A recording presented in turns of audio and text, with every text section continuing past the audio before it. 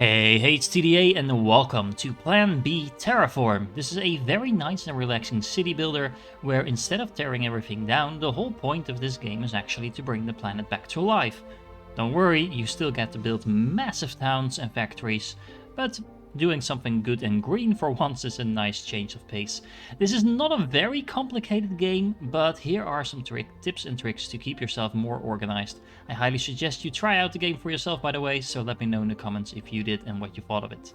So the first tip is actually something that you should consider at the very start of your game, because what you want to do is check out where your cities are. That's the nameplates that you see on the map, and ideally it's nice to have your first city, or at least the first city you're going to be growing, somewhere close to the red, yellow and green patches you see on the map. And if you have a city close to the ice caps, that's just a bonus because you're going to need water at some point as well, and that's going to come from there. To be honest, right here I have two cities that are both in a pretty decent position. This one specifically has a lot of room to expand and build. So I highly suggest taking something like this as a starting point, and then you can always expand to the other cities later on. For your initial buildings, you're going to need a lot of iron and steel, and the way you set that up is something like this. You're going to need these depots to actually collect the resources. You're going to need a total of 6 of these extractors in order to produce 90 iron per minute, and then you're going to need a factory making steel bars. That's the only thing you can make at first, and that is going to be producing 30 steel bars, each requiring 3 iron, so 3 times 30 is 90 inputs required. You're also going to need an output somewhere to place those steel bars, and then you're going to need something like an assembly plant in order to make more extractors and then continue the process. Now, of course, you're also going to need some depots in order to make sure that actually has somewhere to go, but as you can see, you still have 3 depots left. So basically what you do is you set this up, you put this to work, you will see these initial resources being produced, being turned into more extractors, and then you have exactly enough to do this all over again. So 2 more of these, as well as a factory like this, and another depot after that. That's going to have the steel bar, and then of course the assembling plant making depots. And as soon as the collectors come in, you can start placing those down, and then you are going to be producing extractors and depots, and you can do this all over again. Now, this whole setup is pretty much what you will be what you keep doing in the initial phases of the game as you unlock more and more things and start to make more and more complex resources. But pretty much every base factory making base production items is going to require exactly 6 of these extractors, like you can see over here. And it is important to note that you can chain these depots. These drones will always try to transport your items towards the depot or factory that has the lowest amount of resource. So they always try to fill up the factory. And if you have 2 over here and 1 over here, then the second one will be transported, as you can see. So you get a nice natural flow of resources towards your factories. Once you get access to the more complex resources, the same principle applies. You can either keep continuing the string of resources production. The initial balance is very nice, so the factory is producing 30 steel bars per annum. The factory that's making mechanical parts needs those steel bars, but it's actually producing at the same rate, so this is exactly a 1-to-1 ratio if you want to keep that perfectly balanced. The little bit annoying part is that you actually need slightly more mechanical parts than one factory. So this is not perfectly balanced, but it's also not worth, I think, completely balancing this out, because you're going to be rebuilding this in a very short amount of time. So don't fuss too much over keeping this perfect, and just pick the layout that you like best. You can be a bit more compact or a single line. Doesn't really matter, just make sure that you keep producing all the base buildings that you're going to need a lot of, like extractors, depots, factories, and assembly plants. You're going to need a lot of those, especially the first 3. You're going to need a lot of. So there's no harm in making 100 factories because you are going to need them. Another tip that is covered in the tutorial, but that's very easy to forget, is that if you click the middle mouse button, you can actually copy paste buildings, and that makes it very easy, as I'm demonstrating right now, to completely duplicate a certain setup that you've already made. In this case, I need production of trucks, so I'm going to do exactly that. And ta-da, I now have a completely functional production line for trucks, and it took me like 15 seconds. Once you have access to trucks and you actually constructed some, you're going to need to be supplying your initial cities. And yes, this will become a city, even though there's only 3 people living there at the moment, with a supply center. In the start, all you need to do is supply it with some concrete. That is very straightforward to do. And you do that by setting up a depot to actually receive that concrete. So that's important that you make sure you do that. And then you can just put a road stop like I have over here and connect it to wherever you are producing some concrete. Put a road in between. Then you click one of the road stops, you set a destination from one side to the other, and destination needs to be towards where you want to be delivering your goods. And if you're starting from the other one, I can actually show you that. Let me remove this for a moment. If you're starting from the other one, you can set the origin and then click it like this. It's a little bit finicky that way, but that's how the game knows what's going to be transported where, from where to where. And in this case, that's going to be a truck line. Now, as you can see, there's initially just 1 truck that starts driving, but you can increase the number of trucks to make sure you have some decent throughput there. Trucks are relatively slow and they only bring a little bit of a small amount of items every time. But at the start you won't need a huge amount of production anyway. Just make sure you keep producing more and more trucks, because as you can tell, every time you set up a production line and you're using trucks, you're going to be using a lot of them.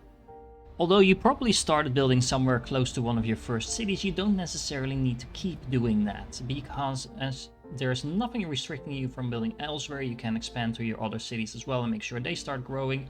Or in case you have an awesome location like this with all the 3 basic resources right next to each other, you can always set a little industrial hub over there. In this case, I have one making atmospheric extractors, but you could easily make an entire setup just making buildings over here at one stage of your planet, and then just use another area of the planet to make a completely different factory. You are not restricted to just building at one location. Speaking of not being restricted to just a single location, that also holds for these supply centers. You do not need to have all your supply centers being supplied with the materials they are requesting, as long as you are supplying the same city with those resources. So in this case, I have 2 supply centers over here. This one is just getting concrete, this one is just getting O2, and as you can see, it is working just fine. So keep that in mind. You can also relocate these easily if you want. Don't force yourself into a situation where you're completely fiddling around with these depots and making sure everything is supplied to one single location. Once you get access to the Mark II depots, make sure you start building them, because not only do they have twice the amount of drones, they also transport your stuff over a larger distance, so you don't have to chain all of these up. Well, you still are chaining them, but you can leave some space in between. You can hop over buildings and things like that, and that just means this is a very large upgrade to your quality of life in terms of designing your factories.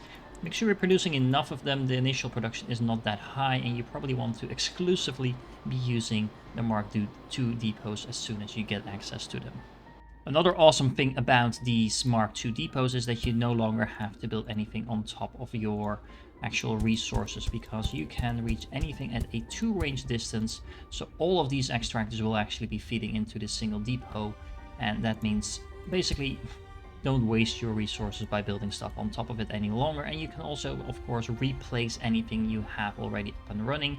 But I would recommend leaving that for just another second, because you are probably going to want to do a full redesign very soon after this, but hold that thought for a moment. Another thing to keep in mind, especially when you're doing these early builds, is that you don't have to use roads everywhere just because you have access to trucks. As you can see over here, I'm making reinforced concrete by means of steel and concrete. Because I have these 2 things very close together, all I'm using is another Mark II Mark II depot in order to combine these 2 resources and bring them to a factory. I could do this with a road as well, both work just fine. But this is simpler to set up. You don't need to bother with the trucks, the roads, the truck stops, etc. All you need to do is just place these Mark II depots and let the drones do their hopping thing, and everything is working like intended. As a side note, it also means you can easily scale up your production like this as well, because you have so many extractors in range of these depots that you can easily put several factories right next to them. You can even expand this further than I have over here. So just to show you probably what is a better example than what I've been doing so far. All of this is in range of this depot and should work like intended. And as you can see, this just is a very easy way to scale up your production compared to what we have been doing so far with this. So be creative with it, but again, don't fuss over it too much because you are going to be replacing this pretty soon. As a last side note about trucks, remember different routes can use the same road. That speaks for itself, I hope. But it's also easy to miss that you can actually see how much items are being transported across your road, and considering the distance depending on how many trucks you have. So if I only have one truck driving here, it will be transporting 4 to this location per annum. If I increase the number, you can see that going up, and that makes it very easy to adjust it to the amount of demand that actually is required by the city. And as soon as you get access to trains, rails, and rail stops, they all come together and they are all, of course, related to each other. Make sure you start producing them as soon as possible. Don't bother about making it look pretty, because this is the last thing you're going to be building before you're likely, at least if you're anything like me, going to completely tear everything down and completely redesign what you have. But in order to do that, you're going to need trains, rails, and rail stops. So make sure you produce a whole bunch of those before you start completely redesigning that. Now, just to quickly talk about trains for a moment. Trains need a start and a stop. So you set a destination just like you do with a normal truck, and then you get a very long train which has a huge amount of resources. At least it can load a lot of resources, but it does need to drive in a circle, as you can see. So you need to make sure you have some way for your trains to turn around, to either make a whole lap like I've done over here.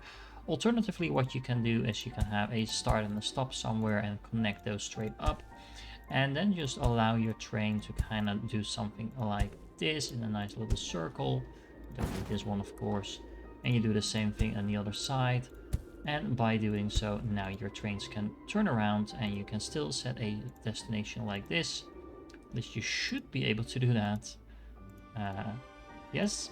Sometimes it's a little bit finicky, as you can see. So now I have it set the other way around, and then you can actually just easily flip it around if that's not the start and stop that you had in mind, and your train can actually turn around and drive in a circle. Now, trains do not collide, so if you have different train tracks crossing each other right now, they don't interfere with each other, so don't be afraid to connect them up.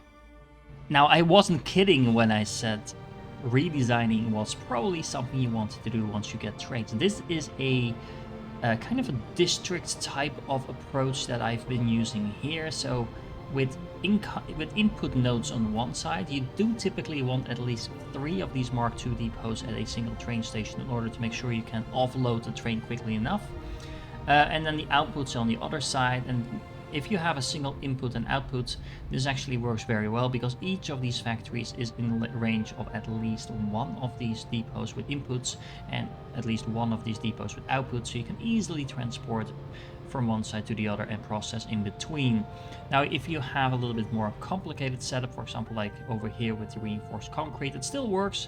In this case, I have steel coming in on one side, concrete on the other, and then the reinforced concrete coming out on the other side. But you do have to take into account that if you place a factory, for example, over here, it won't actually be able to reach the concrete. So you can work around that, but I like these these typical symmetric layouts best. But if you're not too bothered about that, you can of course choose to do it differently. Now, keep in mind that these type of node approaches don't work near the poles. The grid gets a little bit funky because of course it is a sphere. But generally speaking, you can get really organized, you can really neat looking, but at the same time, this is a little bit confusing once you start scaling things up. But then because then you're like, okay, which one of these 100 different train stops do I actually need to connect to? Which one have I been using? What is connected to what? It gets really messy really fast, but you do have to admit this looks really cool. But let me suggest an alternative as well. And I present you the alternative, and you might be wondering, is this not like exactly the same as what you just showed us, just with a slightly different shape? Well, yes and no. The thing is, if you use these kind of square-ish shapes, it's not a square because of how the grid turns out, but you get the point. And you use a system where you have a total of 4 buildings in a row, you can make a very nice, neat layout that works in pretty much every single occasion. So the idea is here that you have the inputs on the bottom. I just use a row of 5 just to keep things a little bit organized and, well, make it easy to expand like this. But the idea is that you have Mark II depots at the bottom, being able to reach at least 2 machines each, 3 machines each in most cases, or more than that. And then you have the output on the other side. So this depot over here will be able to reach that machine, but this depot will also be able to reach that machine. So it's a very nice, neat layout. And then you can have trains coming in on the bottom. This will easily be offloaded because it's in range of pretty much all of these depots. And it's a lot easier to organize for this very simple reason that this structure does not only work if you have a single input and output, but it also works if you have 2 inputs and 1 output, for example, like here with the reinforced concrete. So we have the steel as well as the concrete coming in the bottom, and then the concrete coming out on the top. Now, the way I've structured it over here is that every row is making a single type of product. So for example, I have concrete, steel, mechanical parts, reinforced concrete, aluminium, high-tech parts, polymer bars, and here we are actually making 2 things. We're making the carbon and we're making the O2 from the extractors over here. Now, I've also tried to lay out the different types of production in such a way that it's very easy to avoid a lot of trains. As you can see over here, we have carbon being output on the top and being inputted here for the polymer bars, and then the polymer bars are automatically transported to the high-tech parts. Similarly, over here we have a steel transitioning into the mechanical parts. In case of the reinforced concrete, I do actually need to transport everything, so it's not a perfect solution necessarily, but rather than trying to mix and match everything and again totally getting lost in what's being produced where, you can be very systematic with this type of approach. And if you ever see, for example, over here, hey, I am actually not getting enough inputs from aluminium to be optimized at full speed, that means I need to add some more trains or input at least to this particular type of production and boost that in such a way. On the other hand, you can see I have more than enough reinforced concrete at the moment, but my bottleneck in this case is the concrete. So if I'm ever going to run low on reinforced concrete, the first thing I need to fix is the actual concrete, and the steel bars are apparently sufficient. Something like this you can apply to pretty much everything, and this is very easy to scale up. You can actually already lay out the grid. I try to be a little bit planning ahead, keeping my main line to my city along the edges of this volcano, because I won't be able to build here anyway, and I have kind of a little bit of surplus line going in here at the top. We have a little bit of open room here that I won't really be able to utilize anyway in an efficient way. So this is where I'm now making my building. So there's a little bit of everything going over here, and again keeping in mind a little bit about what's being produced where. So for example, over here I am producing these rails. They also need concrete and steel bars. The steel bars are also going to be needed for the extractors. The concrete is also needed for waste disposals. So you don't really need an elaborate setup to be really efficient about this. And again, you can see easily where my bottleneck currently is, because apparently I am not getting enough steel for optimal production. Everything else, apparently with the exception of the mechanical parts, is coming in at a pretty high speed. So I think this is a very nice way to scale everything up, and even though I have a pretty high production already, I am using only a tiny footprint of the map, so you can easily see how much room you have left if you start scaling this up. It's a really efficient way to do this, and I think it's a very neat looking way, and it's a little bit more organized than when you're using those hexes. Using a similar structured approach when it comes to delivering stuff to your city, or in the case of waste, getting it away from your city, is, I think, a very nice way to keep yourself sane. Don't forget, you can actually deconstruct buildings that the city has built that get in your way. So for example, over here, I want to remove this building. You easily just take it out and kind of make a highway through the middle of your city if that's what you want to do.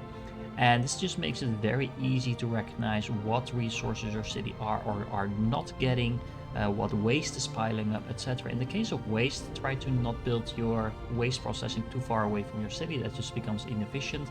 And make sure you have somewhere for all of the output to go, because otherwise at some point your waste will no longer be processed because your output is stocking up. And especially in the case of aluminum, it's actually kind of hard initially to get rid of all of that because you're producing quite a bit of it and you don't need that much of it. So keep all of that in mind, but if you do that, it's very easy to kind of balance everything out, because if you need some way to process more waste, for example, you just expand this a few more tiles and you're again good to go. And to give you a feel for what it looks like around the end game, here you go. Very organized and easy to navigate, while extremely efficient to set up and coordinate if you are lacking anything, need to scale up the production, or are adding in a new type of item. Now I'm gonna go and give you some final tips for the end game, but before I do that, I'm going to do that YouTube thing where I'm going to ask you to please like the video if you found it useful. It helps others find this guy as well, so if anything, do it for your fellow terraformers. So one little thing to note is that you can easily sneak in these buildings if there is some sort of building that you want to produce, rather than setting up a mall type of area where you're allocating everything and then making the buildings all in one place. So for example, over here we're making a very simple item in the form of an extractor, and I'm using that to make sure that this waste that's going to go into these recycling units is actually being used all the time. Now as you can see, I have no problem with that because I'm also using the steel elsewhere. In this case, I might as well just benefit a little bit of all of that steel and getting some free extractors in the progress. And here is a similar setup for something that I'm always using and that I actually had a lot of issues with initially, to make sure all my aluminum was actually being used, and that is the Mark II depots. They need the exact same inputs as you need for the high-tech items, so might as well just put a couple of them next to it, making sure you never get stuck on these, because this will actually become a problem if you're making too much of that, because it's also a waste product, and this is actually also a waste product, so why not get all those free depots by putting a few of those in here. Now don't overdo this, don't start building these all over the place, but again, it's just a nice little thing to make sure you always have some production going. You're also going to want to build forests as soon as you get access to them, because it actually takes quite a long time for these things to grow. And you're going to need a lot of that. So as you can see, I've been spreading it, for example, over here. And you do need to take note a little bit of the temperature, which you can actually tell if you look on the bottom left of your screen. You can see the minimum and maximum temperature, and that will determine what plants grow best where. As you can see, pine trees don't grow anywhere that's colder than 30 degrees. They also need to make sure they only start actually growing once they reach 0, and if you ever get above 20, they will no longer grow, so keep that in mind. So you want to build those kind of somewhere on the near the poles, not too close because there it will be too cold, but kind of in the middle area. And then around the equator, you're going to want to build these eucalyptus trees because they will grow a lot better over there. As you can see, if you just put a couple of those down, they will start spreading and growing out of themselves. You don't need to place all of these down, just make sure you seed it all across your world and it will take care of itself.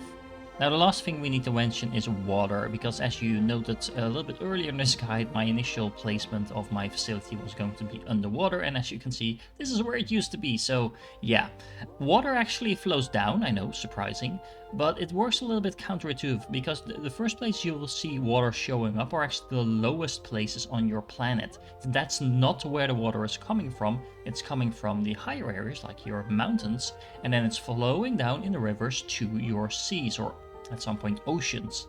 Now that means that if you want to make sure your area stay dry, you could do something like this to kind of try and kind of guide the water somewhere else, but typically that's only semi-successful, and the rivers themselves, the water needs to go somewhere, so it's actually really hard to really dam in an area. I've tried to do it over here, and I had some success, as you can see, with all this water flowing down and then going into this larger river over here. But as you can see, water does tend to kind of go under your dams for some reason, or across your dams. Of course, this is not closed up, but even here, you can see it's not really doing what I was hoping it would. So to be honest, at this point in the game, I don't think dams are really working like they should, and this is going to be very unlike the Dutchman that I am, which the Dutch are supposed to be known for fighting against the water, but I'm actually going to recommend you to not fight against the water, but just build around it. You will lose some deposits in the water, and there's like aluminum over here, that I won't have access to anymore, but there's so much resources on the planet, you should not be running out. Just to kind of prove my point, I am now at 400,000 inhabitants in this single city, and this is pretty much the only area that I've used, and I'm only tapping into a couple of resources around the place, so yeah, there's plenty of stuff more left, so don't worry about losing something to the water, and don't worry too much about relocating if the water ends up spawning somewhere where you were initially building. Just relocate, it should not be too big of a deal. And that's it for the guide. I hope you enjoyed it. If I missed anything, let me know in the comments. If you have any other questions about this game, just ask me in the comments. I do read all the comments, so I should be able to reply to you pretty quickly. If you're still here, you're awesome, and I hope to catch you in the next one.